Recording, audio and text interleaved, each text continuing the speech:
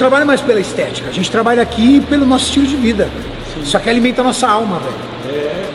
Eu falo pra você, eu sinto maior falta agora, muita falta. Eu tava na praia, não tinha academia, eu ia nadar no mar, ficava uma hora nadando no mar. E fiquei mais normal que o piloto. E eu que detectei a pane antes dele, por causa do sensor. Dava na areia, precisava gastar, senão eu ficava pesadão.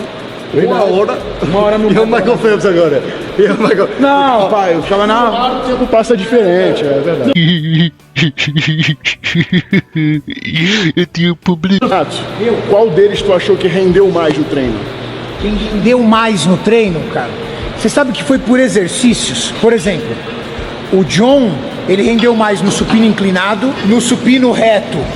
O Mau Mau rendeu mais, no crucifixo o Gago teve mais dificuldade, mas no geral todos eles foram muito bem. Quem mais me surpreendeu foi o Gago, porque eu achei que o Gago não ia conseguir acompanhar eles e acompanhar. Então foi ele que mais me surpreendeu.